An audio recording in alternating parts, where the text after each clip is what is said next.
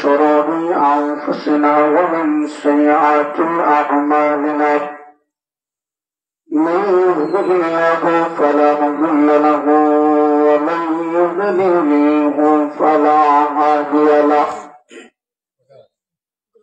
وأشهد أن لا إله إلا الله وحده لا شريك له وأشهد أن سيدنا مولانا محمدا عبد الله ورسوله صلى الله عليه وسلم الذي أرسله بالحق بشيرا ونذيرا وداعيا إلى الله بإذنه وسراجا منيرا أما بعد فقد قال الله تعالى في كلامه المجيد وفي فرقانه الحميد أعوذ بالله من الشيطان الرجيم بسم الله الرحمن الرحيم إذا جاء نصر الله والفتح ورأيت الناس يدخلون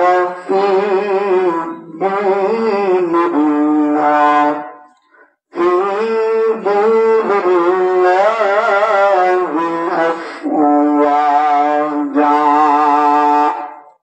فسبح بحمد ربك واستغفر إنه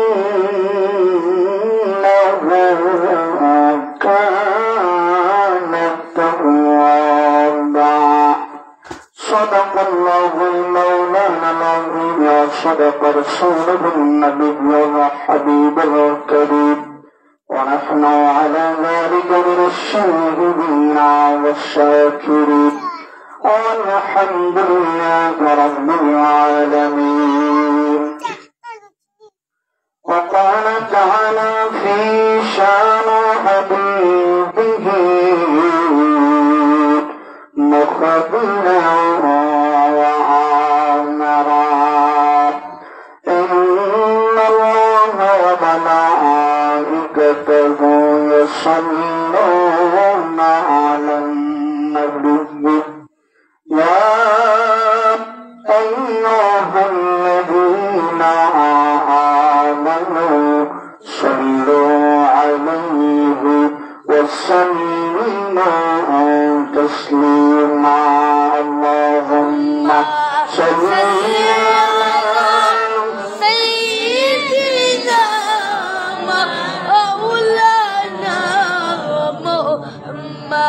على آل سيدنا مولانا ظلمتي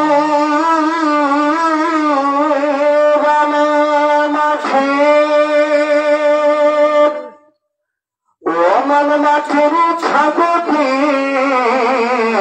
بشانا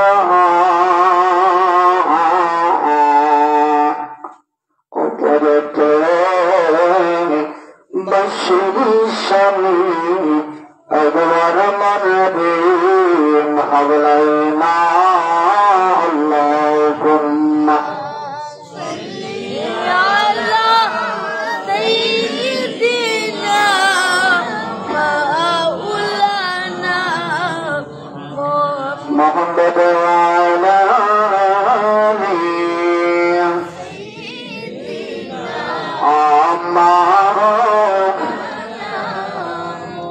আমার নবী সংসার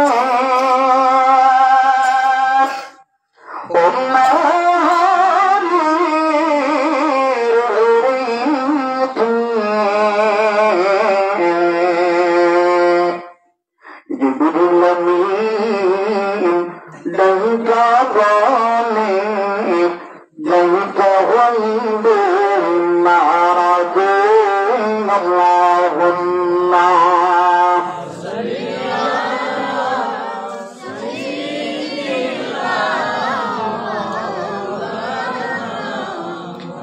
وعلى آل سيدنا مولانا محمد لا إله إلا الله لا إله إلا الله لا إله إلا الله لا إله إلا الله لا إله إلا الله لا إله إلا الله الله تعالى معبد নাই আপনার নবী ছাড়া উপর নাই বলুন আল্লাহ ছাড়া মাবুদ নাই আপনার নবী ছাড়া উপর নাই নবীর দিদার পাইতে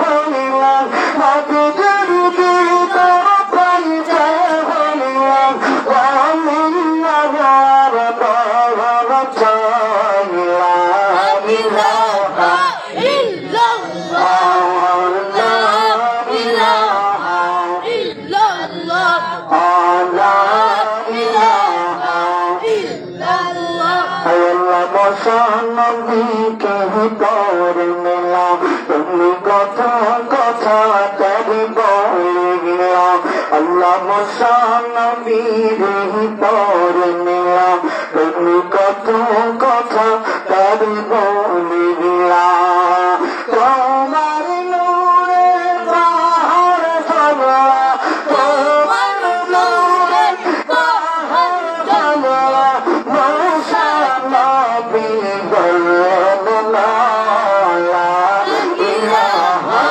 ইল্লাল্লাহ লা ইলাহা ইল্লাল্লাহ লা ইলাহা ইল্লাল্লাহ আল্লাহকে দৌড়ি মদিনা আমরা কোন পথে হইব রওয়ানা বলুন অনেকে দৌড়ি মদিনা আমরা কোন পথে হইব রওয়ানা দয়া আল্লাহর হইলে দয়া দয়া আল্লাহর হইলে দয়া করবে মনির ভাসুর লা ইলাহা ইল্লাল্লাহ লা ইলাহা লা ইলাহা ইল্লাল্লাহ মুহাম্মাদুর রাসূলুল্লাহ সাল্লাল্লাহু আলাইহি ওয়াসাল্লাম বাণীকান্দি পূর্ববাড়ি উদ্যোগী আয়োজিত শামসুল উলামা আল্লামা ফজলুল ইসলাম রাহমাতুল্লাহ তাআলা আলাইহি ওয়া উম্মতে মুহাম্মদী ইসলাম সহ সকল মুদ্দেগানদের সালে সওয়াব মাহফিল সভাপতিত্ব করছেন জনাব মোহাম্মদ সোহরাব আলী সাহেব, জনাব মোহাম্মদ জমশেদ আলী সাহেব। আজকের মাহফিলের সম্মানিত প্রধান অতিথি, ইতিপূর্বে যিনি আপনাদের সামনে গুরুত্বপূর্ণ নসিহত পেশ করে গেলেন শ্রদ্ধাভাজন কবি মাওলানা তাজউদ্দিন আহমদ তাজুদ সাহিব, সুপার দৌলতপুর লতিফিয়া দাখিল মাদ্রাসা। আজকের মাহফিলের সম্মানিত বিশেষ অতিথি হযরত মাওলানা মুখতার আহমদ সাহেব, সহ সুপার জাহিদপুর দাখিল মাদ্রাসা। আজকের মাহফিলের সম্মানিত বিশেষ অতিথি হযরত মাওলানা আতিকুর রহমান বিপ্লবী সাহেব, হযরত মাওলানা জামালউদ্দিন সাহেব, হযরত হাফিজ কারি মৌসুফ আহমদ সাহেব, হযরত মাওলানা আনোয়ার হুসাইন সাহেব সহ আজকের মাহফিলের দেওয়ার উলামায়ে কেরাম, বর্তমান অধিবেশনে মঞ্চে আসেন আমার উভয় দিকে মুহতারাম শ্রদ্ধাভাজন সভাপতি মহোদয়গণ, আমার সামনে উপবিষ্ট অত্র গ্রামীণ সম্মানিত মুরব্বিয়ানে আজম, কলিজার টুকরা যুবক ভাইরা, পর্দার আড়ালে পর্দায় অন্তর্নিশা, আমার সবলা অবলা মা ও বোনেরা, আমরা সর্বপ্রথম আল্লাহ সুবহানাহু ওয়া তাআলার দরবারে লক্ষ কোটি শুকর জ্ঞাপন করছি, যা রব্বুল আলামিন রাত্রি দায় গভীর এই দুনিয়ার সমস্ত ঝামেলা থেকে আমাদেরকে বিরত রেখে আল্লাহ সুবহানাহু ওয়া তাআলার পছন্দনীয় জায়গা জান্নাতের বাগানের মধ্যে আসিয়া বসিয়া রসুলের দরবারের স্বরূপে আমাদেরকে সাক্ষ্য দেওয়ার তৌফিক দিয়েছেন। সেই মুনিবের দরবারে কালেমাতুর শুকর আদায় করছি। সকলে মন প্রাণ মুজাহার করি, উচ্চ আওয়াজে করি আলহামদুলিল্লাহ, আলহামদুলিল্লাহ, আর গুরু করি আলহামদুলিল্লাহ, আলহামদুলিল্লাহ। আপনারা আজকের এই মাহফিলে এই পর্যন্ত বসতে পেরে খুশি না বেজার বাবা? আর গুরু বলুন খুশি না বেজার? যদি খুশি থাকেন আওয়াজটা জুড়ে না আসতে, এই জায়গা থেকে জুড়ে আওয়াজ দিলে খুশি হইবেন একজন, বলতে হবে তিনি কেউ। এই জায়গা থেকে জুড়ে আওয়াজ দিলে বেজার হইব একটা, বলতে হবে নাম কি? আমরা আল্লাহরে খুশি করতে চাই না শয়তান? আরো জুড়ে বলুন আল্লাহ না শয়তান? বলে আল্লাহরে খুশি করতে চাইলে আল্লাহর জমিন থেকে আল্লাহর প্রশংসা করা দরকার আছে না? আল্লাহর প্রশংসা বান্দার জন্ম থেকে লাগাইয়া একেবারে আজ 60-70 বছর, 50 বছর, 40 বছর, 20 বছরের যুবক আল্লাহ তো হাওয়া বাতাস দিয়ে আমাদেরকে বাঁচায় রাখলেন। সেই মুনিবের শুকর যদি বান্দা করতে থাকি, বান্দার জিন্দেগির সময় শেষ হয়ে যাবে। আল্লাহর শুকর আদায়ের এক বিন্দু পরিমাণও শেষ করা সম্ভব হবে আরো বলে বলেন হবে না? বলে কয়েকদিন আগের ঘটনা, সৌদি আরবের জমিনে আল্লাহর এক বান্দা হাসপাতালের বেডে ছিলেন। এখন হাসপাতাল থেকে যখন রিলিজ করা হলো, দেখেন আল্লাহর নিয়ামতের শুকর বান্দায় কিভাবে করে। এখন যখন হাসপাতাল থেকে বান্দারে রিলিজ করা হলো, এখন তিনার কাছে হাসপাতালের বিল আসলো। এই টাকা থেকে একদিন হাসপাতালে থাকা অবস্থায় এক দিনের বিল 40 লক্ষ টাকা। কত টাকা? তখন 40 লক্ষ টাকার কথা শুনলে আমার হার্ট অ্যাটাক বিভিন্ন হইতো না, এবারে খান্ড শুরু করছে। ডাক্তারে বলে বাবা বুঝছি কোন কারণে খান্ড। এই হাসপাতালের বিল একদিন 40 লক্ষ টাকা উঠছে, দিতে আবার তারা বাঘা মাত্রা এই কারণে খান্ড শুরু করছে। 40 লক্ষ টাকা বিল একদিন হচ্ছে, এটা ছোট না বড়? তখন ডাক্তার দিকে বলে আমার জিগা আমি কোন কারণে খান্দি। বাবা কোন কারণে খান্দেন বলে? বলে একদিন মাত্র আমার ভেতরে অক্সিজেন দিয়ে হাওয়া বাতাস ঢুকাইয়া যদি 40 লক্ষ টাকা দাবি খরচ, যে আল্লাহ আমার জন্ম বেলা হলো আজকাল 60-70 বছর পর কত হাওয়া বাতাস আমার ভেতরে ঢুকাইলে, আল্লাহ যদি আমার কাছে বিল চায়, আল্লাহর বিল দেওয়ার ভরে করে দেওয়ার মতো একটা পয়সা আমার কাছে থাকবো না। এই কারণে আমার আল্লাহর নিয়ামতের সকল স্বরূপ আমি খান্দি। জুড়ে বলুন সুবহানাল্লাহ। তাহলে যে আল্লাহ এত নিয়ামত দ্বারা আমাদেরকে বাঁচায় রাখলেন, আমরা নিয়ামতের শুকর আদায় করবো কার? আরো বলুন কার? আল্লাহ কোন তাওফিক দান করেন, সকলে বলুন আল্লাহুম্মা আমিন। আমি কোরআনুল কারীম থেকে বৃহৎ বৃহৎ সূরা থেকে ছোট একটা সূরা আপনাদের সামনে তেলাওয়াত করেছি। যদি রব্বুল আলামিন তাওফিক দান করেন সামান্য সময় এই সূরার আলোকে আল্লাহ যদি তাওফিক দান করেন কিছু কথা বলার চেষ্টা করব। আপনারা ধৈর্য সহকারে শুনতে রাজি আছেন তো? ইনশাআল্লাহ। আর বলুন ইনশাআল্লাহ। আমি এই সূরা তেলাওয়াত করলাম, এই সূরার নাম হলো সূরা নসর। জুড়ে বলুন কি? সূরা নসর। আমরা সিলেটি ভাষায় যে সূরারে কয় ইজাজা, আমরা ভাই কি ভাই না? মাগরিবের নামাজে, ইশার নামাজে মাঝে মধ্যে পড়েন কি পড়েন না? বলে এই সূরার মধ্যে আয়াত সংখ্যা হলো 3টা। জুড়ে বলুন কয়টা? 3টা। এখন এই সূরা আল্লাহ যে নাযিল করলেন, এই সূরা নাযিল করার পিছনে আল্লাহর একটা উদ্দেশ্য, একটা কারণ আছে না নাই? বলে আল্লাহর কোরআনুল কারীমের সূরাতুল ফাতিহা থেকে লাগাইয়া সূরা নাস পর্যন্ত 30 পারা কোরআনুল কারীম একই সাথে নাযিল হয়েছে না? আলাদা আলাদা আলাদা আলাদা। যে যখন যতটুকু প্রয়োজন, প্রয়োজনের প্রেক্ষাপটে আল্লাহ রাব্বুল আলামিন কখনো একা, কখনো 5 কখনো 10 কখনো পূর্ণাঙ্গ সূরা আল্লাহ নাযিল করলেন। তার ধারাবাহিকতায় এই সূরা নসর আমার আল্লাহ নাযিল করে এই পৃথিবীর মানুষদেরকে, মুসলমানদেরকে আল্লাহর পক্ষ থেকে বিজয়ী সংবাদ জানানোর জন্য আমার আল্লাহ সূরা নসর নাযিল করলেন। জোরে বলুন সুবহানাল্লাহ। এখন রাসূল যখন মদিনায় ছিলেন তখন এই সূরা নাযিল হয়ে বিদায়। এই সূরার নাম হলো মাদানী সূরা। জোরে বলুন কি সূরা? মাদানী সূরা। এখন এই সূরার মধ্যে আল্লাহ কি বলতেছেন? ইযা জাআ নাসরুল্লাহি ওয়াল ফাতহ, যখন আমার পক্ষ থেকে বিজয় আসবে, বলেন তো বিজয় দেওয়ার মালিক কে? ইজ্জতের মালিক, সম্মানের মালিক, ইজ্জত করার মালিক। যে আল্লাহ আজকা 10 তলা বিল্ডিং এ উঠাইতে পারেন, আগামীকালকা সকালে 5 তলায় নিতে পারেন, এই পাওয়ার ক্ষমতা আল্লাহ আসে না নাই? আরে বলুন মুসলমান, আসে না নাই? যখন আমার পক্ষ থেকে বিজয় আসবে, রাসূল কিভাবে বুঝবেন বিজয় আসলো? ওয়ারাআইতা, আপনি নবী তাকায়া দেখবেন, আন-নাসা, মানুষ সকল ছায়া খুলুন প্রবেশ করতেছে, ফি দীনিল্লাহি আফওয়াজা, আপনি নবীর কালেমা গ্রহণ করে দলে দলে যখন মানুষ মুসলমান হইবে, হে নবী তখন বুঝবেন মুসলমান ইসলামের বিজয় হয়ে গেছে। সুবহানাল্লাহ।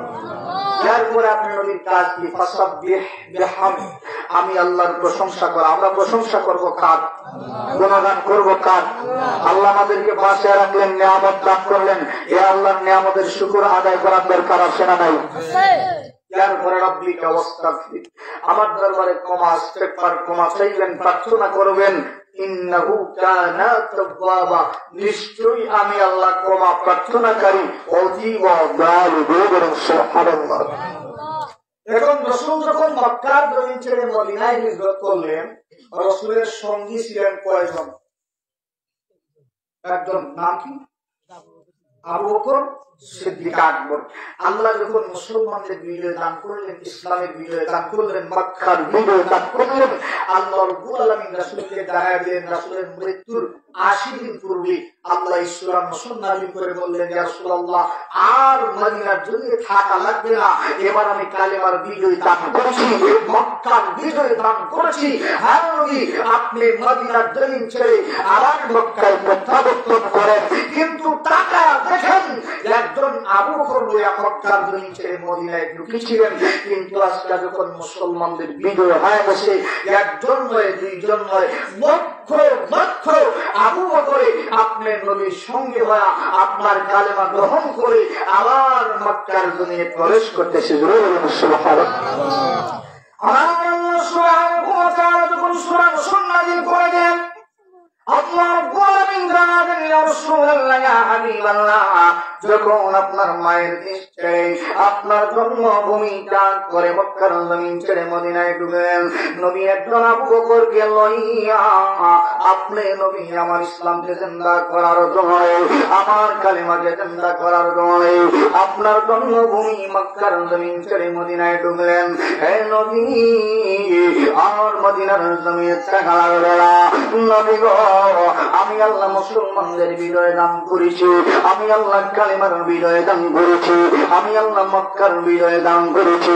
এই নবী, আর মদিনায় থাকা লাগবে না, আবার আপনি মক্কার জমিনে প্রবেশ করেন, আবার আপনি মক্কার মানুষদেরকে কালেমার দাওয়াত দেন, আবার আপনি মক্কার মানুষদেরকে ইসলামের দাওয়াত দেন। কিন্তু নবী মক্কায় যাবার আগে তাকায় দেখেন, আপনার ইসলামকে বিজয় করা পরে আমি আল্লাহ আপনার নবীর সঙ্গে আজকাল লক্ষ লক্ষ আবু বকরকে বানায় দিলাম। বলেন সুবহানাল্লাহ। আল্লাহ যখন সূরা নূর নাযিল করে দিলেন, আল্লাহর নবী তাকায় দেখেন সমস্ত সাহাবায়ে কেরামদের চোখে মুখে আনন্দের ঢেউ। আল্লাহর নবী তাকায় দেখেন সমস্ত সাহাবায়ে কেরাম আনন্দিত হয়ে গেলেন। এক একজন সাহাবীকে রাসূল ডাক দিয়া বলেন, রে সাহাবীরা, অন্যদিন তো তোমাদেরকে এত আনন্দিত হইতে দেখি না, আজকে তোমাদেরকে আনন্দিত হইতে দেখলাম। এত আনন্দ, এত সুখ, এত বেদনা, এত শান্তি অন্যদিন তো উদযাপন করলা, কিন্তু আজকে তোমাদের চোখে মুখে আনন্দের ঢেউ, কারণ কি? ডাক দিয়া বলে, ইয়া রাসূলুল্লাহ, যখন আমরা আপনার জবান সূরা নূর নাযিল শোনার আল্লাহ রাব্বুল আলামিন যখন সূরা নূর নাযিল করে দিলেন, হে নবী, আমরা বুঝে গেলাম আর মুসলমানরা মাথা নিচের দিক দিয়ে থাকার জোড়া, আর মুসলমানরা মার খাবার দিয়ে, আর মুসলমানরা লিফায়া বন্দেগী করার সবাই না। ইয়া রাসূলুল্লাহ, বুঝে গেলাম এই সূরা নূর নাযিল করে আল্লাহ রাব্বুল আলামিন মুসলমানদের বিজয় দান করেন, মক্কার বিজয় দান করেন। হে নবী, মক্কার বিজয়, মুসলমানদের বিজয়, আজকে আমরা আনন্দিত হয়ে গেলাম। বলেন সুবহানাল্লাহ। কিন্তু আল্লাহর নবী তাকায় দেখেন এই দিন সমস্ত সাহাবায়ে কেরামরা আনন্দিত হয়ে গেলেন মক্কার বিজয়ে, মুসলমানদের বিজয়ে। আল্লাহর নবী তাকায় দেখেন একজন নবীর সাহাবী সেই দিন আনন্দিত হতে পারে না, যার নাম হলো আব্দুল্লাহ ইবনে আব্বাস রাদিয়াল্লাহু তাআলা আনহু। আল্লাহর নবী তাকায় দেখেন ওই দিন সমস্ত সাহাবায়ে কেরামরা আনন্দিত। ওই দিন একজন সাহাবী চোখে মুখে কান্নার ছাপ, বেদনার ছাপ। আমার নবী রাতে বলেন, আজকে মক্কার বিজয় হয়ে গেছে, মুসলমানদের বিজয় হয়ে গেছে, কাবার বিজয় হয়ে গেছে। আজকে আমার সমস্ত সাহাবায়ে কেরামরা আনন্দিত, কিন্তু তোমার চোখে মুখে কান্নার ছাপ। তাহলে কি বুঝে নেব তুমি আব্দুল্লাহ ইসলাম বিদ্বেষী হয়ে গেলা? ওরা ঠিক কিনা? বলে সমস্ত সাহাবায়ে কেরাম যদি ইসলামের বিজয়ে, মুসলমানদের বিজয়ে খুশি, তোমার চোখে মুখে কান্নার ছাপ, তুমি আমার নিজের লোক, তাহলে তোমার কথা বোঝা গেল বলে তুমি মনে হয় ইসলামের বিরুদ্ধে আছো। বাসানা বিশাল এই সাহাবী ডাক দিয়া বলতেছে, ইয়া রাসূলুল্লাহ, এই জায়গার মধ্যে সমস্ত সাহাবায়ে কেরাম আনন্দের খবর দেখে গো আল্লাহর নবী আল্লাহ রাব্বুল আলামিন সূরা নূর নাযিল করলেন। আজকে মুসলমানদের বিজয় হয়ে গেল, আজকে কালেমার বিজয় হয়ে গেল, আজকে মক্কার বিজয় হয়ে গেল। এই কারণে আপনার সমস্ত সাহাবায়ে কেরাম খুশি। ইয়া রাসূলুল্লাহ, আমি আব্দুল্লাহ এই কারণে আজকে খুশি, কিন্তু গো নবীজি আমি কোন কারণে কান্দি? আমার চোখে মুখে কান্নার ছাপ। আমার কান্নার পিছনে কারণ হলো এই সূরার মধ্যে যদিও সমস্ত সাহাবায়ে কেরাম আনন্দের খবর দেখে, আমি আব্দুল্লাহ ওই আনন্দের খবরের মধ্যে একটা দুঃখের বেদনার খবর দেখতে পাইতেছি। সুবহানাল্লাহ। যে সূরার মধ্যে নবী সমস্ত সাহাবায়ে কেরাম আনন্দের খবর দেখলেন, মক্কার বিজয়ের খবর, মুসলমানদের বিজয়ের খবর, একজন সাহাবী তিনি বলতেছেন আমি দেখতেছি এই সূরার মধ্যে আনন্দের খবর না, এই সূরার মধ্যে একটা দুঃখের খবর, বেদনার খবর দেখা যায়। তার মানে বোঝা গেল এই সাহাবীর ভেতরে আল্লাহর কুরআনুল কারীমের জ্ঞান, আল্লাহর কুরআনুল কারীমের আয়াতে কারিমা বোঝার হিকমত ক্ষমতা কম না বেশি? আরো করে বলুন, কম না বেশি? বলে দিনার পরিচয় হলো না ইসুল মুফাসসিরিন। কিয়ামতের আগ পর্যন্ত যত মুফাসসিরিনে কেরাম পৃথিবীর জমিনে তাফসীর আনলেন, সমস্ত তৎকালীন সময় থেকে লাগাইয়া সমস্ত মুফাসসির কুলদের শিরোমণি মাথার তাজকে বলা হয় সূরাতুল ফাতিহা থেকে লাগাইয়া সূরা নাস পর্যন্ত প্রত্যেকটা সূরার হিকমত ক্ষমতা বুঝার যাকে আল্লাহ ইলম দান করেছিলেন তিনি হলেন আল্লাহর নবী সাহাবী হযরত আব্দুল্লাহ ইবনে আব্বাস রাদিয়াল্লাহু তাআলা আনহু। সুবহানাল্লাহ। আল্লাহর নবী সাহাবায়ে কেরাম বলেন, আব্দুল্লাহ তুমি নবীর সাহাবী, আমরা ওই নবীর সাহাবী, কিন্তু সূরা নূর নাযিলের মধ্যে আমরা সমস্ত সাহাবায়ে কেরাম আনন্দের খবর দেখতে পাই। আমাদের মতো তুমি তো সাহাবী, কিন্তু তুমি আনন্দের খবরের মধ্যে বলতেছো বেদনার খবর দেখতে পাও। তোমার পেছনে এত আইন, এত সূক্ষ্ম জ্ঞান, এত হিকমত দান করেন যে আল্লাহ। এই হিকমত দান করার পিছনে কারণ কি? এই হিকমত দান করার পিছনে মতলব কি? এটা যে আমার নবীর সাহাবীরা আমাকে আমার আল্লাহ কুরআনুল কারীমের সূরাতুল ফাতিহা থেকে লাগাইয়া সূরা নাস পর্যন্ত প্রত্যেকটা সূরার ক্ষমতা, প্রত্যেকটা সূরার হিকমত বোঝার ক্ষমতা আমার আল্লাহ দান করেছেন। এই দান করার পিছনে একটা মাত্র কারণ, আমার নবীর দুআর বদৌলতে আমার আল্লাহ আমি আব্দুল্লাহ এত সূক্ষ্ম জ্ঞান দান করেছেন। বলেন সুবহানাল্লাহ। আমার নবী বলেন দাওয়াতুল মুস্তাজাবা, বলে আমরা যারা নবীকে কিছু মানুষ দেখবেন আমাদের সমাজে আছে, বলে নবী আমাদের মতো মানুষ, বলে নাও আসে না নাই? যে নবী আমাদের মতো মানুষ, তারা বলে বলি না মানা ভাষার যে নবী আমাদের মতো মানুষ। আল্লাহ কোরআনে বলেছেন কিন্তু নবীর কাছে ওহী আসে, আমরা কাছে ওহী আসে।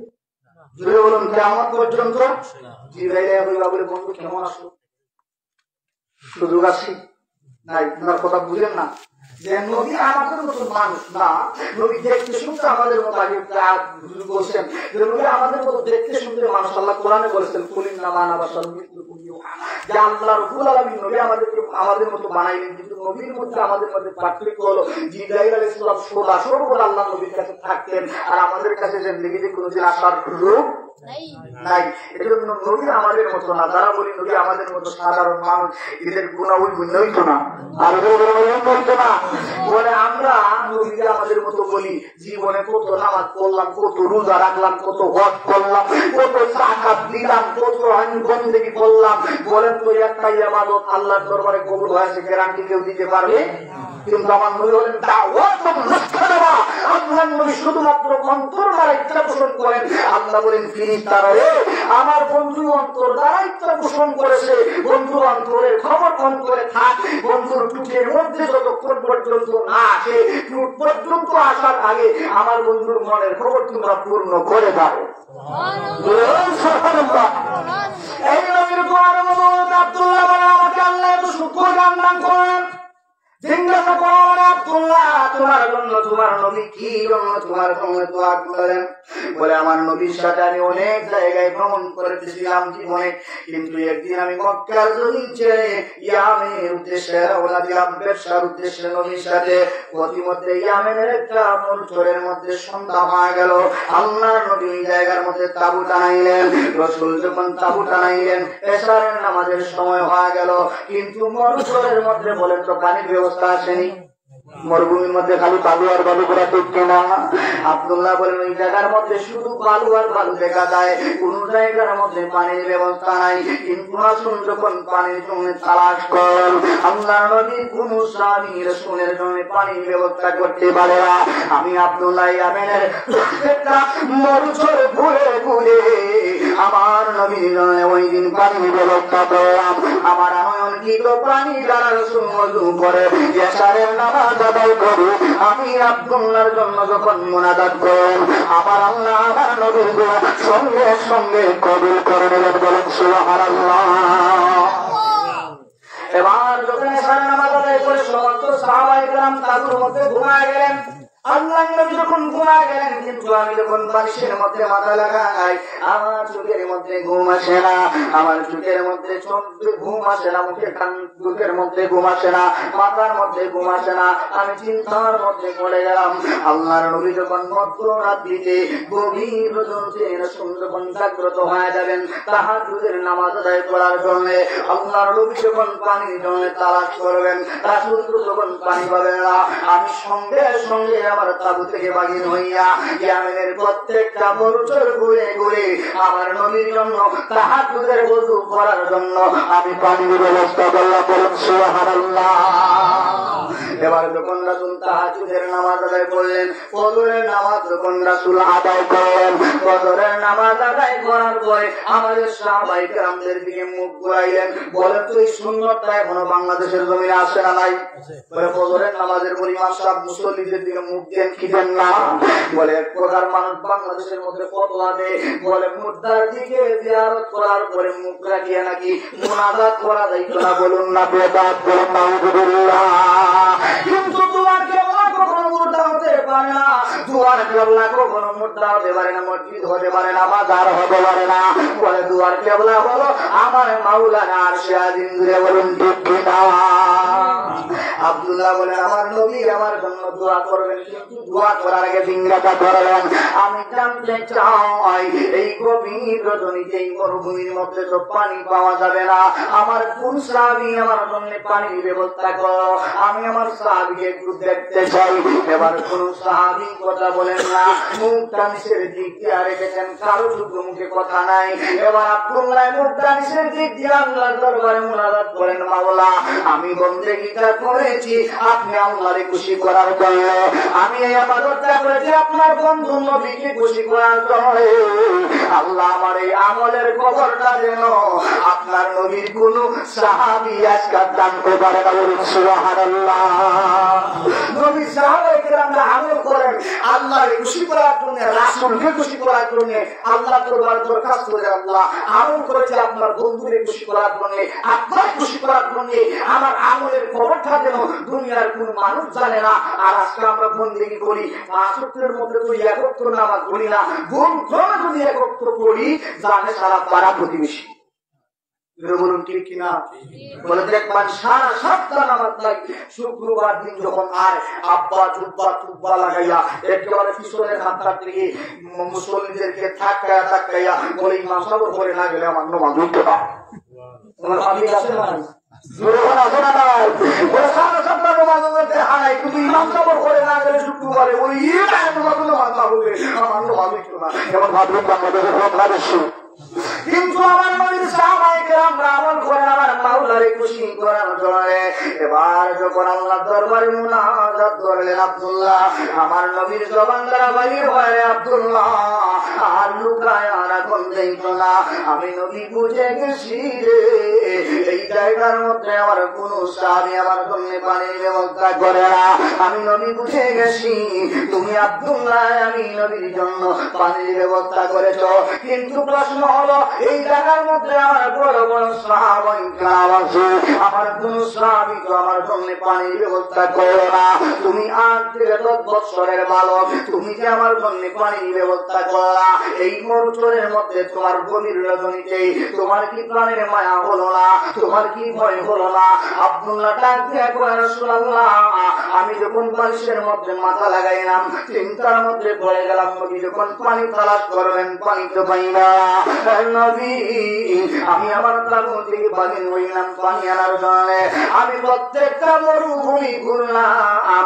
আমি যখন মরুভূমিতে গভীর রজনীতে আমার মনের মধ্যে চিন্তা হয় কোন সময় আমার জঙ্গলার বাঘে ভক্ষণ করে ফেলে, কিন্তু আমি যখন জঙ্গলার বাঘের ভয় করি আমার মনের মধ্যে চিন্তা আসে এই জায়গার মধ্যে আমি একা না, আমার সাথে আসেন আমার মাওলা, আমার সাথে আসে আপনার রাহমাতাল লিল আলামিনের ভালোবাসা। যার রাসূলুল্লাহ তার অন্তরের মধ্যে আমার মাওলা বসবাস করে গো, তার অন্তরের মধ্যে আপনার রাসূলের মহব্বত থাকে, এই অন্তরটা কখনো দুনিয়ার কোনো কিছু ভয় করে না। বলুন ঠিক না? যাদের হৃদয়ে আছে আল্লাহর ভয় তারা কবু পথ ভুলে যায় না, ঠিক না? আল্লাহর প্রেম ছাড়া এই জীবনে আর তো তারা কিছু চায় না।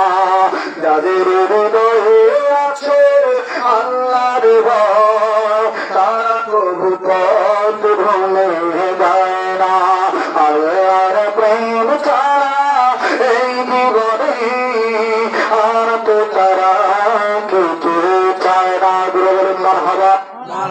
আমার আল্লাহর মহব্বত তাকে অন্তরে দিকে কেমন লাভ? সিরাত ইবনে হিশাম কিতাবের মধ্যে হাদিস খানা বর্ণনা করেন, যার নাম হলো সাফিয়া রাদিয়াল্লাহু তাআলা আনহু। তিনি বলেন আমি ইয়ামেনের উদ্দেশ্যে যখন মক্কা ছেড়ে গেলাম হিজরত করার জন্য, কিন্তু পথিমধ্যে যাওয়ার আগে রাস্তার মধ্যে যাওয়ার পরে গভীর রজনী হয়ে গেল। আমি তাকায় দেখি আমার সামনে অন্ধকার, পিছনে অন্ধকার, ডানে অন্ধকার, বামে অন্ধকার, এমন অবস্থায় ভোরের একটা ঝড় এসে আমার নৌকাটা ভেঙে গেল। আমি সারাদিন সমস্ত রাত্রি একটা কাষ্ঠের মধ্যে ধরে সাগরের মধ্যে কাটাইতে থাকলাম। আমার মনে ভয় হয় কোন সময় জানি সাগরের বড় মাছ আমি সারাদিনারে ভক্ষণ করে। আমি যখন চিন্তা করি এই সাগরের মধ্যে আমি একা না, আমার সাথে আছেন আমার মাওলা, আমার সাথে আছেন আমার রাহমাতাল লিল আলামিন। যার সাথে আমার মাওলার ভালোবাসা থাকে, যার সাথে রাহমাতাল লিল আলামিনের ভালোবাসা থাকে, এই বলিদারে কখনো দুনিয়ার কোন প্রাণী ভক্ষণ করতে পারে না। দূরে বলুন ঠিক না? তিনি বলেন সকালবেলা যখন হয়ে গেল আমার তরিকা যখন সাথে ভিড়, আমি তাকায় দেখি ইয়ামেনের বড় একটা জঙ্গলের সামনে আমি হাজির হয়ে গেলাম। আমি তাকায় দেখি বড় বড় ছোট হিংস্র প্রাণী আমার ভক্ষণ করার জন্য হাজির হয়ে গেল। কিন্তু আমি ভয় পেয়ে গেলাম, যে এই মুহূর্তে ভয় পেয়ে গেলাম আমার অন্তর থেকে অটোমেটিক বাহির হয়ে গেল, এবার সাবধান হয়ে যা, আমার ভক্ষণ করার বিটা পায়তারা করো না। আমার পরিচয় তুমি জানোনি, আমার পরিচয় হলো আনা গোলামুন বি মুহাম্মাদিন সাল্লাল্লাহু আলাইহি ওয়াসাল্লাম। বলেন সুবহানাল্লাহ। আরেকটা বর্ণনায় পাওয়া যায় আনা গোলামুন বি মাওলা, আমি হলাম দুনিয়ার কারো গোলাম না, আমি হলাম আমার মাওলার গোলাম, আমি হলাম রাহমাতাল লিল আলামিনের গোলাম। এই মুহূর্তে তিনি এই কথাটা বাদ থেকে জানায় দিলেন আমি হলাম আমার মাওলার গোলাম। একটা বাগে ওয়াকাত আলা আসাবু, তার মাথাটা নাড়ায়া নাড়ায়া জবাব দিল আমরাও বুঝে গেছি আপনাদের রাহমাতাল লিল আলামিনের গোলাম। সুবহানাল্লাহ। এখন প্রশ্ন হলো ওয়াকাত আলা আসাবু, এই মাথাটা নাড়ায়া নাড়ায়া জবাব দিল যে আমরাও বুঝে গেছি আপনি মুহাম্মদুর রাসূলুল্লাহর গোলাম। প্রশ্ন হলো ঈদুল্লাহর বাগে আমার নবী কিভাবে চিনবে? প্রশ্ন আসছে না নাই? বলুন যে জঙ্গলার বাগে নবীর আশিকৃত বা কিভাবে চিনে? প্রশ্ন আসে না নাই? আজকাল উম্মতেরা নবীকে চিনি না, কথা সত্য না মিথ্যা?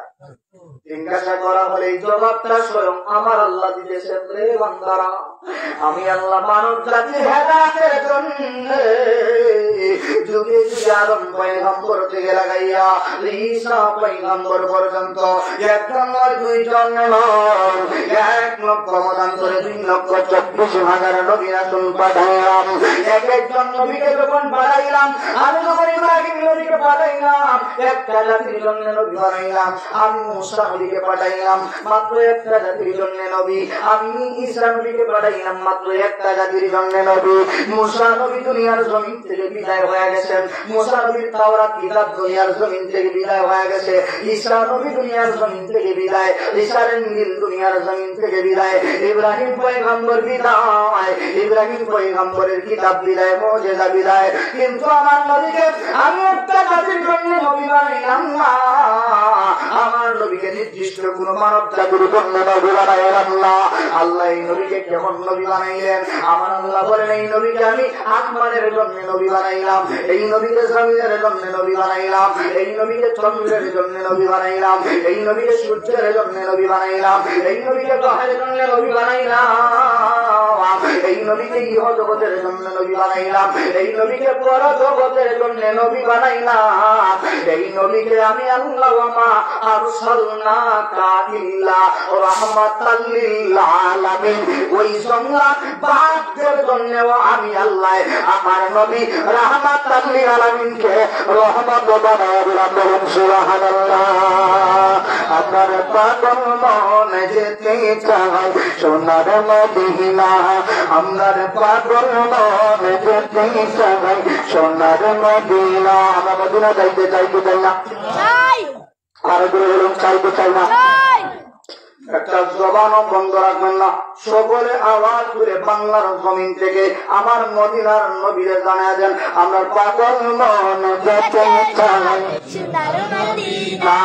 আমরা মন যেতে চাই সোনার মদিনা, আমরা পাগল মন যেতে চাই সোনার মদিনা, আমরা মন যেতে চাই সোনার মদিনা। আমরা প্রাণ বলিয়া সালাম দিতাম, প্রাণ বলিয়া সালাম দিতাম, মন বলিয়া সালাম দিতাম সোনালি রাজায়, আমরা পাগল মন যেতে চাই সোনার মদিনা, আমরা মন যেতে চাই সোনার মদিনা, আমরা পাগল মন যেতে চাই।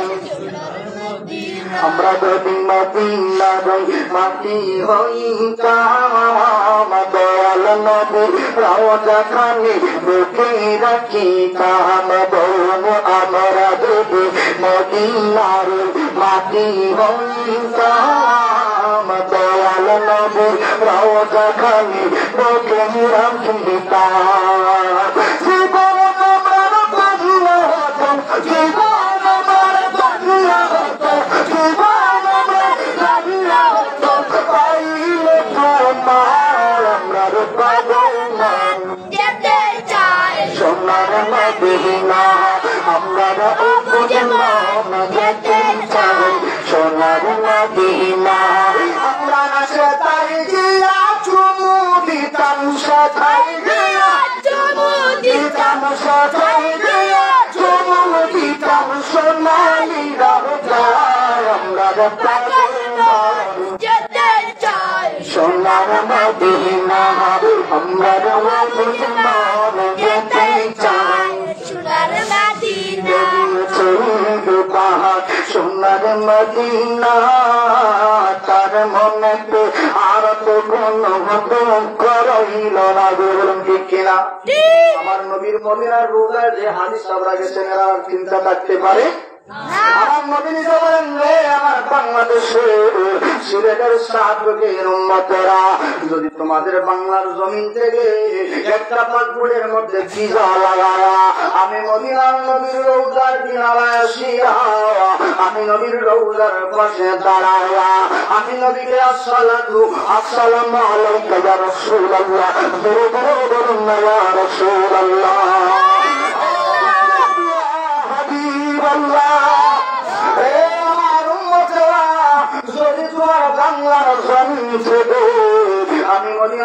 নবীর রওজার কিনারায় আসিয়া, আমি নবীর রওজার কিনারায় দাঁড়ায়া, আমি নবী আসসালাতু ওয়াসসালামু আলাইকা ইয়া রাসূলুল্লাহ বলিয়া একবার আমার পুরো উম্মতে সালাম দিল।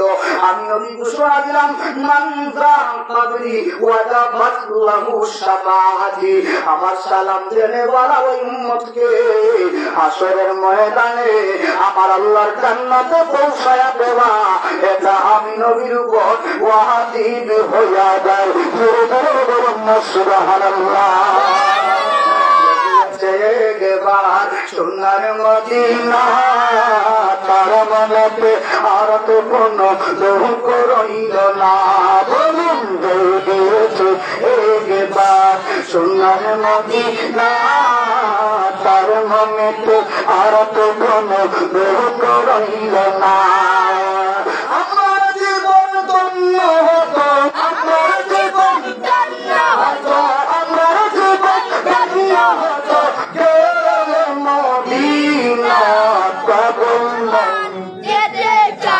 সোনার মদিনা, আমার অভিমান যেতে চাই সোনার মদিনা।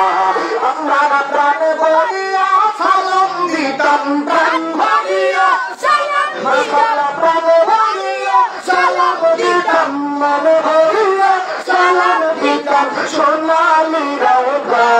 আমার পাগল মন যেতে চাই সোনার মদিনা, আমার অভিমান যেতে চাই সোনার মদিনা। নয় গঙ্গার ভাগে তার মাথাটা নাড়ে নাড়ে জবাব দিল, আমি পাগল বুঝে গেলাম আপনি যে রাহমাতুল লিল আলামিনের গোলাম, এই নবী দুনিয়ার জমিনে সাধারণ কোন নবী নয়। এই কথা আমার নয়, আমার কথা হলো যখন বলতেছিলাম হযরত আব্দুল্লাহ ইবনে আব্বাস রাদিয়াল্লাহু তাআলা মুখে যখন জিজ্ঞাসা করলেন, হে আব্দুল্লাহ, তুমি ওই জায়গার মধ্যে সূরার মধ্যে আনন্দের খবর না দেখে বেদনার খবর দেখলা, তোমার বেদনার খবরটা আমি নবী জানতে চাই। বলেন নবী গো, আমি আব্দুল্লাহ বুঝে গেলাম যখন আল্লাহ সূরা নসর নাযিল করে দিলেন, আপনি নবী অল্প কিছুদিনের ভেতরে আমাদেরকে ইয়াতীম বানায়া দুনিয়ার জমিন থেকে বিদায় হয়ে যাবেন। আমার নবী বলেন, হে আব্দুল্লাহ, তোমার ধারণা সঠিক। এই সূরা নাযিল করে যদি আল্লাহ মক্কার বিজয় দান করেছেন, ইসলামের বিজয় দান করেছেন, কোরআনের বিজয় দান করেছেন, কিন্তু আমি অল্প দিনে আমার মাওলার রফিক আলার ডাকে সাড়া দিয়া আমার মাওলার দরবারে আমি নবী চলে যাব। তুমি আব্দুল্লাহর কথা এটা সঠিক বলুন সুবহানাল্লাহ। যখন আল্লাহ পূর্ণাঙ্গ সূরা নসর নাযিল করলেন, আল্লাহ বললেন নবী আর মদিনা দুনিয়া থাকবেন না, এবার মক্কায় ঢুকেন। কিন্তু ঢোকার পরে রাসূল আশ্চর্যান্বিত হয়ে গেলেন। তাকায় দেখেন যে এই ঢাকার মধ্যে রাসূল সর্বপ্রথম হেরে শরীফের মধ্যে ঢুকলেন।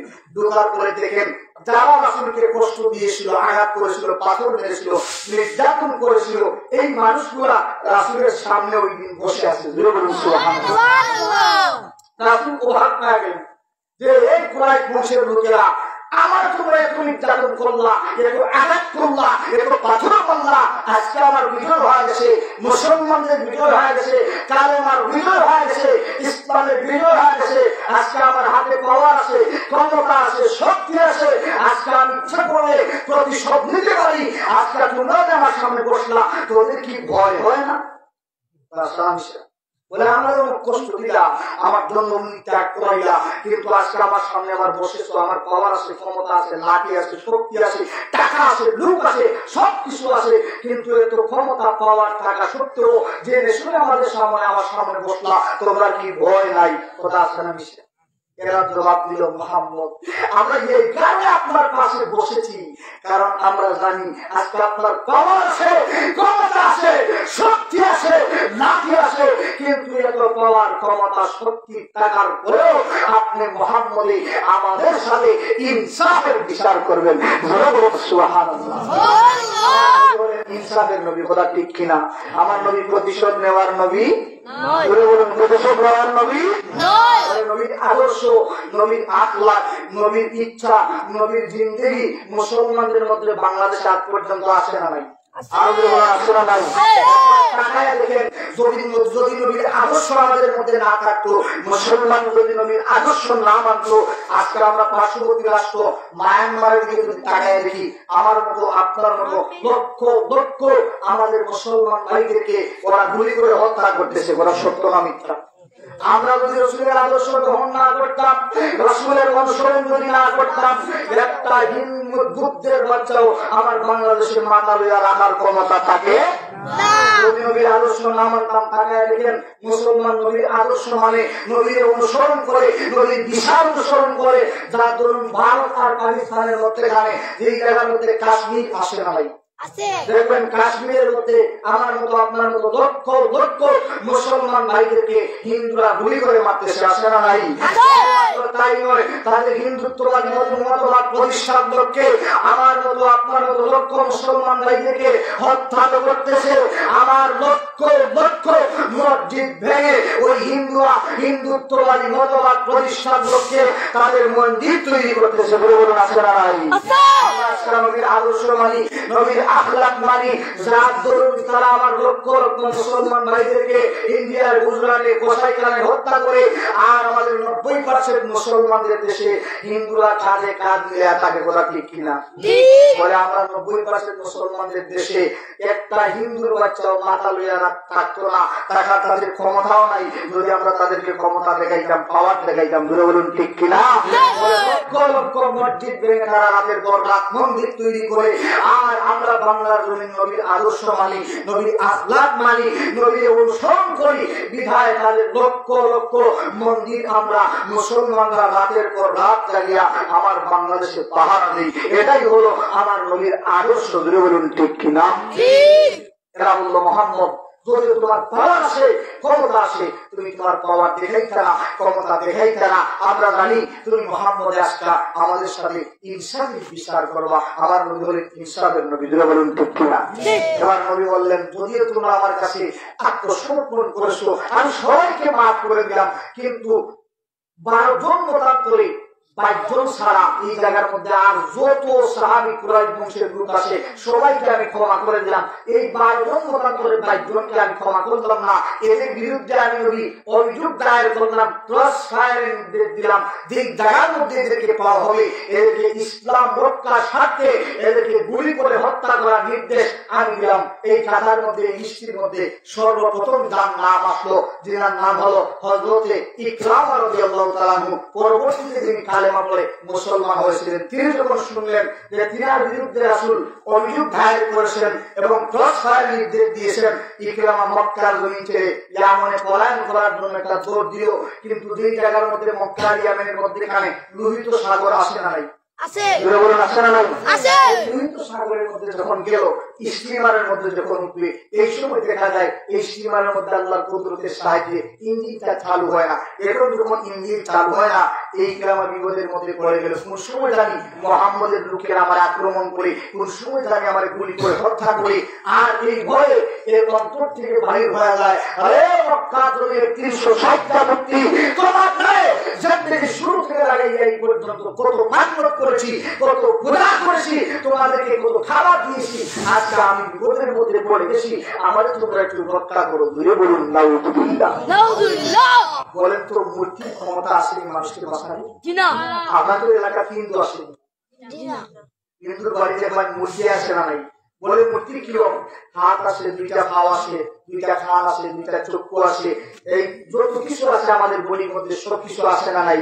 শুধুমাত্র হেলো বন্ধু কেমন আসো মূর্তি আমার মূর্তির সাথে মূর্তি যেমন হাত পান না কান সব কিছু বানায়। বলে বন্ধু তাই খুলনা যাবো আর সব টাকা নিতে আসে না নাই?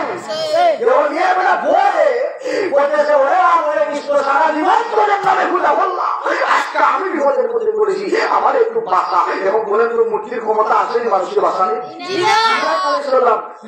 আলো ঠাকুর তিনি ছিলেন মূর্তি পূজারী। এবং ইব্রাহিম আলাইহিসসালামের তারা সঙ্গে সাথীরা কিছু মূর্তি দিয়া পিতার বুদ্ধি দিয়া বলে তোমার সন্তানরা একটা বাজারে পাঠাই মূর্তি সব একটা তলির মধ্যে মূর্তি গুলা ইব্রাহিম পয়গাম্বরের মাথার মধ্যে দিচ্ছে ইব্রাহিম এই মূর্তিগুলা বাজারে বিক্রি করিয়া টাকা নিয়ে দাও। এখন ইব্রাহিম নবী গেছেন বাবা বেশ মানা লাগবে। বাজারে যাওয়ার আগে তিনি ভাবলেন এবং বলেন তো ইব্রাহিম নবী মূর্তির পক্ষে না বিপক্ষে? আমার দেশে মূর্তি বেচা বুঝতাম না মান গিলাই তিনি কাম করেন পরিকারে আসার পাইয়া একেবারে সত্যি ঘুরা ঘুরা বসেন। এখন তিনি ভাবতেছেন যদি বাড়ি যাই আপনার বাদাম দিবা, না গেলেও বাদাম দিবা একটা জায়গা গেছেন। আপনার দাম দিচ্ছেন বলে আব্বা তোমার তো ফাটাইলাম মূর্তি বেচা বেচলিতে খাতা। বলে আব্বা মূর্তি বেচা গেছিলাম কিন্তু বাজারে যখন ঢুকতাম আশ্চর্যান্বিত ঘটনা। বলে আমি যখন বাজারে ঢুকে দিতাম আমি তার পাইতাম আমার মাথার মাঝে এই মূর্তিও হয়ে একটু সাদৃশ্য লাগছে। মূর্তি সমস্ত আছে চূড়ান্ত করা বাংলা করা পাইছে কিনা হাসানি হলো দেখো রামবাদী বেগুলা দেখেন একটা আখ নাই, একটা তাপ নাই, একটা নাক নাই, হান নাই। আমার মূর্তিও হতে পারছে ভিতর দিকে ভাব উল্টা না পাইছ উল্টা মোহাম্মদের মুখে আমার আক্রমণ হলে ওরে আমলে গেছিল তখন উত্তরের মধ্যে হাত করে দুনিয়ার কোনো কিছু ভিতরে ঢুকে 170 কেজি যখন ডাকাত থেকে লাগাইয়া একেবারে সুনামগঞ্জ পর্যন্ত সব ডাক্তার শেষ। গ্রাম গেছে আমরা হাতুড়ি ডাক্তার শুনে নাই। যখন বলে তো ঢাকা থেকে সুনামগঞ্জ পর্যন্ত যখন ডাক্তার দেখাইছি আর গ্রামের ডাক্তার খাওয়াই ডাক্তার সব ডাক্তার দেখাই আসলে তুমি বা কি আসলো আমি তোমার কাছে আজকে এই বলো আমার 170 কমাই দিতে পারবানি। এবারে তাকায় দেখে এমবিবিএস যা আসলে একেবারে সব প্রেসক্রিপশন ওনার সাথে আছে এবং চিন্তা করলো ও ডাক্তার দেখাইবো খাওয়াইলো না আমি তো কিছু না। এবং তিনি চিন্তা করতেছে বলে হকমত হাঁটাই লাগবে। বলে হকমত কি? বলে বাবা আপনার একটা মাত্র চিকিৎসা আছে, আপনি আগামী 3 মাসের মাথা মরে দিবা। যে করতে বলছে 3 মাসের মাথা মরে দিবা। এবার কৃষ্ণ বাড়ি দিচ্ছে দৌড়। রাত্রি যখন ওই বালিশের মধ্যে মাথা লাগাইছি বলে ডাকে পাই গেল মাথায় কেনানি বলে আর বুঝি না 3 মাস করে বলি তুমি গোমা খাইছে না। সকালবেলা ঘুমটা কেউ বই ডাকলে ওই গেলে বাতি কেনা এবার ও না 3 মাস করে মারা যায় মাথায় কেনা লাগা খালি ভাঙু। একদিন যায় 2 দিন যায় 3 দিন যায় বেড়া চিন্তা 3 মাস করে তো মারা যায় কি চিন্তা করতে করতে 3 মাস হয়ে গেছে বেটা মরছে না। আমার ডাক্তার কাছে গেছি ডাক্তার হয়ে গেলাম বলে পিতা বুঝি 3 মাস করে মারা যায় আজকে 3 মাস 7 দিন মাথা বলতে না বলে 3 মাস 7 দিন বলে কি হচ্ছে বলে আমি তো মরছি না। বলে আপনার লাগে এর চাইতে বড় ঔষধ আর হইতে পারে? বলে তুমি তো আমার কোনো ঔষধও দিচ্ছ না। বলে দেহ বসলে আপনি 3 মাস করে মারা যাবে। বলে ও 3 মাস কিনা বসো বলে ভাই একদিন ভাত খাইছি না খালি ভানি আর ভানি। বলে কত দিন বলে মাত্র 60 হোক আমার করে হাত ধরে গেলে তোদের নামে হরি হুদা আমার বাসা একটা মূর্তির জলাম করে যায় না দিয়ে কই ক্রমা যদিও আমাদের যে নামে জিন্দগি ঘর পূজা করেছো আমাদের নামে মান্য করেছো ক্রমা বলে দাও আজকাল তুমি বিপদে আমাদের মূর্তির একটার ক্ষমতা নাই, তুমি ইকরামারে রক্ষা করার জোর তোমার সবার বলে মূর্তিরা রে তোদের নামে জিন্দগি ভর পূজা হলাম, তোদের নামে মান্নত করলাম, কত খাবার তোদেরকে খাওয়াইলাম, কিন্তু আমি একটা বিপদের মধ্যে ধরে গেলাম। যদি একটা তোরা আমারে রক্ষা করতে পারবি না, যদি আমার বিপদ থেকে বাঁচাইতে পারবে না, আর আমি তোদের রাস্তা থাকতে চাই না, আর আমি তোদের ধর্মে থাকতে চাই না, আমি আর তোদের গোলামি করতে চাই না, আমি চলো আমার মদিনার কামলিওয়ালা নবীর দরবারে সুবহানাল্লাহ। যখন ইকরামার স্ত্রীর খবর শুনলো বাড়িতে বলে আমার স্বামীর বিরুদ্ধে মুহাম্মদ রাসূলুল্লাহ অভিযোগ দায়ের করেছেন, প্রস্তাবের নির্দেশ ইলিকে মনে মনে ভাবলো যদি আমার স্বামীর না পাইয়া আমারও তারা পায় আমারও তো গুলি করে মারবো। সালামিশা দেশের দূর দেশে রাসূলের দরবারে ইয়া রাসূলুল্লাহ, বলে তুমি কে? বলে আমি হলাম ইকরামার স্ত্রী, আপনার ভাই। গো রাসূল গো, আপনি আমারে কালেমা পড়ে মুসলমান বানাইয়া দেন। সুবহানাল্লাহ। রাসূল কালেমা পড়ে মুসলমান বানাইয়া দিলেন। কেমন ইমিটি কিতাব রাসূল দেখলেন। বলে ইয়া রাসূলুল্লাহ, আমি আগে বিরোধী ছিলাম, আমার উপর আপনার অভিযোগ ছিল, আমি আপনার সাথে লাগালাগি করেছি, আপনার উপর আমার উপর আপনার অভিযোগ ছিল। রাসূল, আপনার কালেমা গ্রহণ করেছি, আপনার ধর্ম গ্রহণ করেছি, আমার উপর আপনার কোনো অভিযোগ আসেনি। বলে আমার কোনো অভিযোগ নাই। বলে রাসূল, যদি আপনার কোনো অভিযোগ আমার উপর না থাকে, আপনি কি আমার উপর খুশি? বলে অবশ্যই তোমার উপর খুশি। বলে রাসূলুল্লাহ, যদি আমার উপর খুশি থাকেন, আজকে একটা জিনিস আপনি নবীর কাছে চাইবো, হে নবী, আমাকে কি আপনি দিবেন? মারহাবা। নবীর কাছে যদি কেউ কোনো কিছু চায়, নবী দেওয়ার ক্ষমতা আসে না নাই? যেমনই ব্যক্তি হয়, রাসূল যদি আমি কোনো কিছু চাই কি দিবেন? রাসূল বলেন অবশ্যই তোমারে আমি দিব। তখন ব্যক্তি হয়, ইয়া রাসূলুল্লাহ, আমি চাই আমার ইকরামারে আপনি নবীর কদম মোবারকে একটু আশ্রয় দেন। মারহাবা। পুলিশে আসামির তাবলার এবং থানা দিয়ে এমন বলে, ভাই আমার আপনারা একটু বাঁচান, একটা হইব। বলে ভাই তোমার লেখা সুগার 3টা রেডি। কিন্তু রাসূল কেমন রাসূল? রাসূল নিজে নির্দেশ দিয়েছেন, কিন্তু রাসূলের দরবারে গেছে, রাসূল আমার স্বামী আপনার কদম মোবারকে একটু আশ্রয় দেন। বলেন তো এই নবী আশ্রয় দিবেন কি দিবেন না? দিবেন। রাসূল যখন মক্কার জমিনে মদিনায় হিজরত করার আগে মক্কার জমিনে ছিলেন, রাসূলকে কষ্ট দেওয়ার জন্য একজন বুড়ি প্রত্যেক দিন রাস্তার মধ্যে কাটা দিত। কিন্তু রাসূল যখন মদিনার জমিন ছেড়ে ইসলামে বিজয় হওয়ার পরে মক্কায় আসলেন, এমনকি বাড়িঘর সব কিছু ভাঙিয়া ওই পাহাড়ের উদ্দেশ্যে রওনা দিল। বলে মুহাম্মদের ক্ষমতা পাওয়ার সব কিছু আজকে আসে, আমার বাড়িঘর জ্বালায় দিব, এই কারণে আমার ঘর বাড়িতে নিয়ে আমি পাহাড়ের উদ্দেশ্যে রওনা দিলাম। রাস্তার মধ্যে যখন যাইতেছিল, আমার নবীর সাথে সাক্ষাৎ হয়ে যায়। এই জায়গা পেলে বাঘের বই ওই জায়গা। যখন রাসূল জিজ্ঞাসা করলেন, মা আপনি কই যান? বলে বাবারে এই মক্কার বেঁচে কিন্তু রাসূলুল্লাহর দেশে না, কোন দেশ ছিল না, শুধু শুনছে মুহাম্মদ নামকে একজন নবী। আবু লাহাব, উতবা, শাইবা, ওয়ালিদ ইবনে মুগীরা এরা কাফের না মুসলমান? কাফের। কাফের আমার সন্দেহ আসেনি, কাফের। এরা রাসূলের বিরুদ্ধে বেশি ওই ব্যক্তি মুহাম্মদ রাসূলুল্লাহ এখন দেখছে না। এখন কয় বাবারে এই মক্কার জমিনে মুহাম্মদ নামক একজন নবী ছিল, তারে কষ্ট দিয়া মক্কা থেকে মদিনা থানাইলাম। যখন মদিনা থেকে পাওয়া লইয়া ক্ষমতা লইয়া সবকিছু লইয়া আমার নবী মক্কায় এসেছে, এখন আমার খবর যদি মুহাম্মদে পায় আমার বাড়ি ঘর জড়াইব, এই কারণে আমি আমার বাড়ি ঘর ভাঙিয়া পাহাড় আশ্রয় নেওয়ার জন্য যাইতেছিলাম। যখন রাসূল বলেন, মা আমি কি আপনার একটু সাহায্য করতে পারি? আমরা যদি বন্ধু, আমরা কোনো সাহায্য করবো বলে তোমার পেটে শত্রু করলাম, কিন্তু রাসূল শত্রু জানার পরেও রাসূল বুঝে গেছেন এরা শত্রু, কিন্তু বলতেছে, মা আমি কি আপনার একটু সাহায্য করতে পারি? বলে বাবা এই মক্কার জমিনে অসংখ্য বন্ধু যুবক আছে, কেউ আমার সাহায্য করতে রাজি হলো না, তুমি আমার সাহায্য করবা, ঠিক আছে। রাসূল শত্রু জানার পরেও একেবারে গন্তব্যস্থানে মহিলাকে পৌঁছায় দিলেন সসম্মানে। এবার মহিলা জিজ্ঞাসা করলো, বাবা এই জমিনে কেউ আমার সাহায্য করলো না, মক্কার জমিনে এত মানুষের দিলে তুমি আমার সাহায্য করলা, তোমার পরিচয়টা একটু জানতে চাই, পরিচয় দাও। রাসূল বলেন, আমার পরিচয় আমি আর কেউ নয়, আমি হলাম ওই মুহাম্মদ যার বিরুদ্ধে আপনার এত অভিযোগ।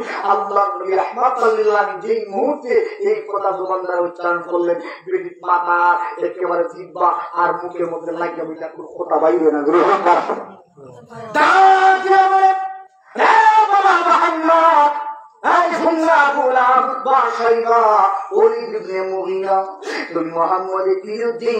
আমার কাছে কত কুৎসর নাই তো, তোমার ব্যবহার নাকি গুণী খারাপ, তোমার আচরণ নাকি গুণী খারাপ। মুহাম্মদ রে আজকে আমি নিজের চোখকে দেখে নিলাম, আমি বলি শত্রু জানার পর আমার তুমি শত্রু মনে না করে তুমি মহব্বত করিয়া আমার গন্তব্য স্থানে পৌঁছা দিলা।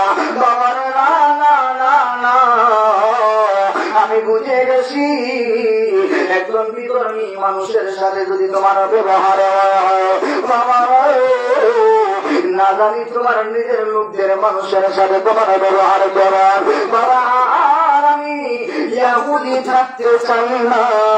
এখন সঙ্গে সঙ্গে আমারে তোমার কালেমা পড়ায়া মুসলমান বানায়া দাও বলুন সুবহানাল্লাহ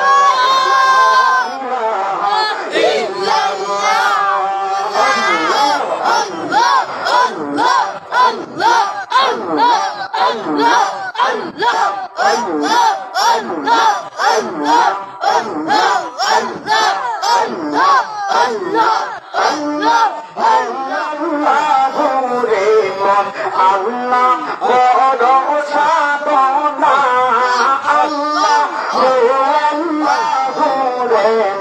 আল্লাহ বড় সাধনা আল্লাহ আল্লাহ আল্লাহ আল্লাহ আল্লাহ আল্লাহ আল্লাহ আল্লাহ আল্লাহ আল্লাহ আল্লাহ আল্লাহ আল্লাহ আসমান মুমিন চন্দ্র তারা আল্লাহর জিকির করে তারা আসমান মুমিন চন্দ্র তারা আল্লাহর জিকির করে তারা মানুষ হইয়া আমরা চলো মানুষ হইয়া আমরা চলো আল্লাহর জিকির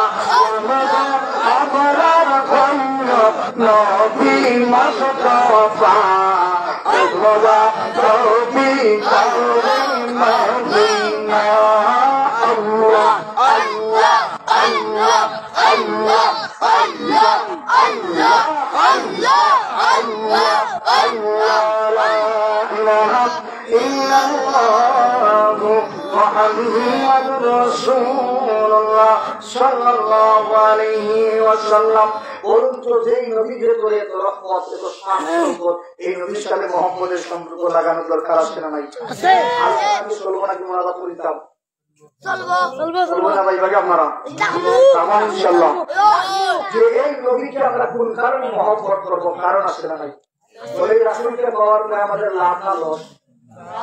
বলুন লাভ না লস। রাসূল যখন দুনিয়ার জমিনে ছিলেন না, ওই সময়টা ছিল আইয়ামুল জাহিলিয়া, অর্থাৎ অন্ধকারাচ্ছন্ন যুগ। অর্থাৎ রাসূল পৃথিবীতে আসার আগে এই পৃথিবীর অবস্থা এত করুণ ছিল যে একজন আপন মায়ের আপন সন্তানের সাথে জেনার কাজে লিপ্ত হইত। বলুন নাউযুবিল্লাহ।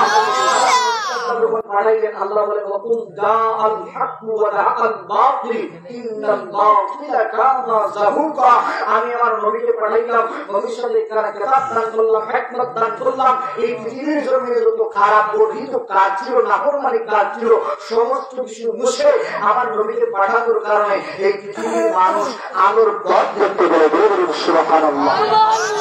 সর্বপ্রথম আমাদের নাম রাসূলকে পাওয়ার পরে আমাদের আদিতার নাম কি? আদম আলাইহিস সালাম। আমরা ভাই কি ভাই না? যখন কুটুম বাড়ি গেছেন, এটা জানা তো হাসছে না নাই?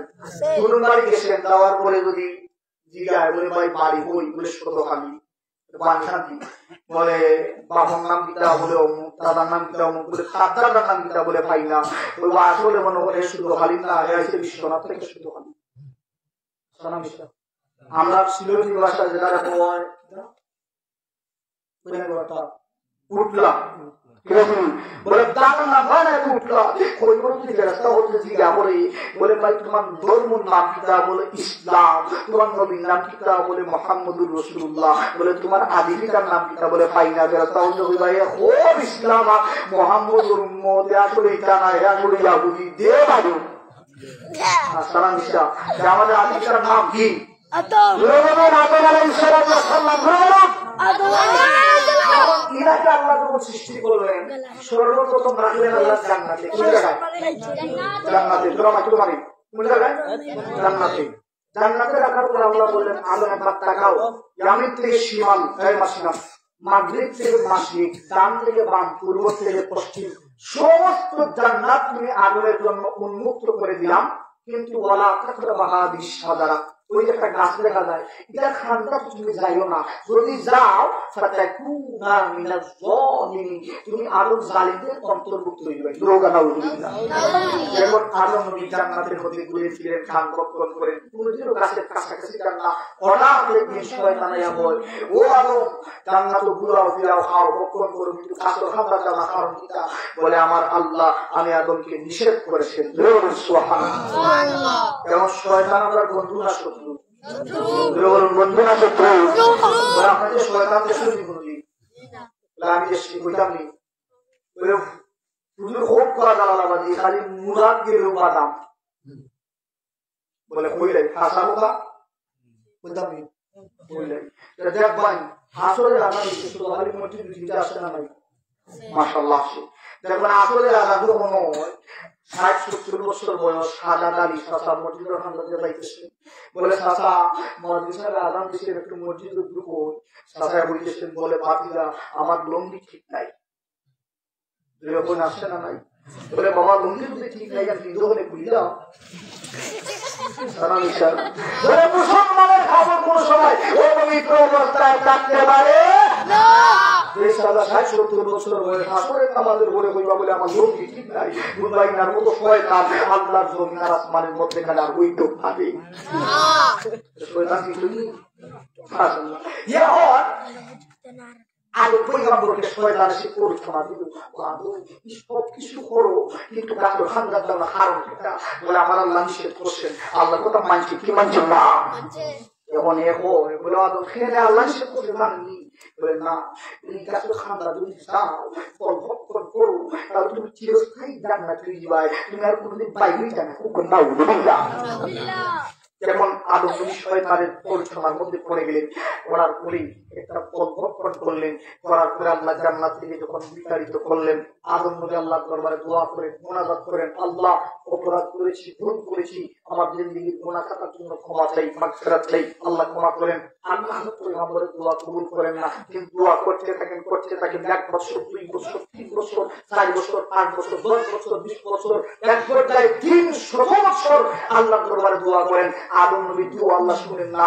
আদম নবী জানেন, তারপরে দোয়া বন্ধ করেন না। আল্লাহ বলেছেন লা তাকনাতু মিন রাহমাতিল্লাহ, বান্দা পাহাড় পরিমাণ যদি গুনাহ হয়ে যায় আমার রহমত থেকে কখনো নিরাশ হইও না। উদউনি আস্তাজিব লাকুম, একবার আমারে ডাকো, তোমার ডাকের ভাগ ছাড়া আমি আল্লাহ অবশ্যই অবশ্যই দেব। সুবহানাল্লাহ। আদম নবী আল্লাহরে ডাকতে দেখেন, বন্ধ করেন না। এক পর্যায়ে আদম পয়গম্বর বলেন, আল্লাহ এত বিষয় নিয়ে মুনাজাত করেছি, আমার হিসাব নাই, আজকে আমার মাথার মধ্যে নতুন একটা বিষয় আসলো, আমি আদমের বিশ্বাস এই বিষয়টা নিয়ে মুনাজাত করলে আপনি আল্লাহ আমি আদমের দোয়া ফিরাইয়া দিতা না গুরু হুকুম মারহাবা। আল্লাহ বলে, আদম দুনিয়া শুরু থেকে লাগে শেষ পর্যন্ত সব বিষয় নিয়ে মুনাজাত করলাম, আজকে এত একটা নতুন বিষয় নিয়ে মুনাজাত করবা, আমার উদ্দেশ্য মুনাজাত কবুল করো না, ফিরাইয়া দিতাম না। আদম শুনতে চাই কোন এমন বিষয় আছে যেই বিষয়টা এত দামি, এত মর্যাদাপূর্ণ। জোরে বলুন সুবহানাল্লাহ। এবার আদম নবী ডাকিয়া বলেন, প্রভু আমি আদমকে যখন আপনি সৃষ্টি করেন, করার পরে যখন আমার জীবনের মধ্যে রূহ দান করেন, 2500 বছর যখন রূহটা গুড়িয়া গুড়িয়ায় আমার বিহুর থেকে বাহির হয়ে আসলো, পরে আমার অন্ধকার জায়গার মধ্যে থাকতে আমি পারবো না। ওই সময় নুরি মুহাম্মদীর থেকে সামান্য নরম বার হইয়া আমি আদমের বডিটাকে যখন আলোকিত করেন, আমি আদমের চক্ষুর মধ্যে যখন পাওয়ার দাও করেন, আমি আদমের হাতের মধ্যে যখন শক্তি সঞ্চার করেন, আমি আদমের পায়ের মধ্যে যখন শক্তির সঞ্চার করেন, আমি আদম যখন চক্ষু মেলিয়া সর্বপ্রথম তাকাইলাম, আমার চক্ষুটা মেলা তাকায়া সর্বপ্রথম আমি আদমের তাকাইলাম আপনি প্রভুর জান্নাতের চৌকাঠের বলে বলুন সুবহানাল্লাহ। আল্লাহ আমি যখন আপনার জান্নাতের চৌকাঠের দিকে তাকাইলাম, আমি জান্নাতের চৌকাঠের দিকে তাকায় দেখি ওই চৌকাঠের মধ্যে একটা কালেমা লেখা, লা ইলাহা ইল্লাল্লাহ। আল্লাহ আমি জান্নাতের প্রতিটা দেয়ালে তাকাই, ওই দেয়ালে তাকায়া দেখি ওই দেয়ালের মধ্যে লা ইলাহা ইল্লাল্লাহ। আমি জান্নাতের প্রতিটা গাছে গাছে তাকাই, ওই গাছে গাছে তাকানোর পরে তাকায় দেখি প্রত্যেকটা গাছের পাতায় পাতায় লা ইলাহা ইল্লাল্লাহ। আল্লাহ শুধুমাত্র লা ইলাহা ইল্লাল্লাহ কালেমা লেখিয়া সমাপ্ত করায় আমি আদম তাকায়া দেখলাম গফরাতান ইল্লা ওয়াজাতু ফিহি মুহাম্মদ। যত জায়গায় আপনি আল্লাহ লা ইলাহা ইল্লাল্লাহ কালেমা লেখা প্রত্যেকটা জায়গায় জায়গায় মুহাম্মদ রাসূলুল্লাহর নাম মুবারক লেখা বলুন সুবহানাল্লাহ। পিতা আদম যখন মুসিবতে পড়ে মোদের নবীর ওসিলাতে আল্লাহ কবুল করে। আদি পিতা আদম যখন মুসিবতে পড়ে মোদের নবীর ওসিলাতে আল্লাহ কবুল করে। সাকারাতের বিছানাতে সাকারাতের বিছানাতে দাদা দিয়ে রে জাহানের বাদশাহ নবী কামলিওয়ালা রে। আমার দয়াল নবী রে, আমার মায়ার নবী রে, আমার দয়াল নবী রে, আমার মায়ার নবী রে। জাহানের বাদশাহ নবী কামলিওয়ালা রে। আমার মনের ঘরে রেখেছি যাবে, আমার মনের ঘরে রেখেছি যাবে। জাহানের বাদশাহ নবী কামলিওয়ালা রে। আমার দয়াল নবী রে, আমার মায়ার নবী রে, আমার দয়াল নবী রে, আমার মায়ার নবী রে। জাহানের বাদশাহ নবী কামলিওয়ালা রে। জাহানের বাদশাহ নবী কামলিওয়ালা। আমার আল্লাহ বলে এক বছর 2 বছর 300 বছর থাকা 300 বছর আমার দরবারে মুনাজাত তোমার আমি আল্লাহ তোমার দিকে ফিরে পাবা। পর্যন্ত যতদিন খাওয়া করবা আমি আল্লাহ তুমি আগুন জীবনকে ক্ষমা করতাম না।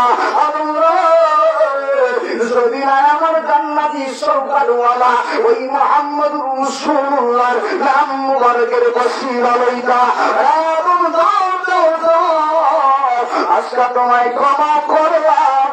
ওই জান্নাতি সরকারের আমার বন্ধু রাহমাতাল লিল আলামিনের নাম মুবারকের ওসিলা। সুবহানাল্লাহ। তাহলে এই নবীর দাম কম না বেশি? বেশি। আরো বলুন কম না বেশি? বেশি। এই নবীর মিশন ছিল দুনিয়ার জমিনে হক প্রতিষ্ঠা করা, সত্য প্রতিষ্ঠা করা, মিথ্যার পৃথিবীর জমিন থেকে মোচন করা, সত্যের পরিণাম পৃথিবীর জমিনে প্রেরণ করা, হক এবং বাতিলের মধ্যে পার্থক্য সৃষ্টি করা, মুসলমান এবং বিধর্মীদের মধ্যে ভ্রাতৃত্ববোধ সৃষ্টি করা। এই সমাজের মধ্যে বর্তমানে আমরা রাসূলের শিক্ষা নামক সাম্প্রদায়িক সম্প্রীতি বাংলার জন্য রক্ষা করতেছি। এই সাম্প্রদায়িক সম্প্রীতি কি? যে হিন্দুরা আমাদের ইন্ডিয়ার জমিনে একজন মুসলমান ভাই কয়েকদিন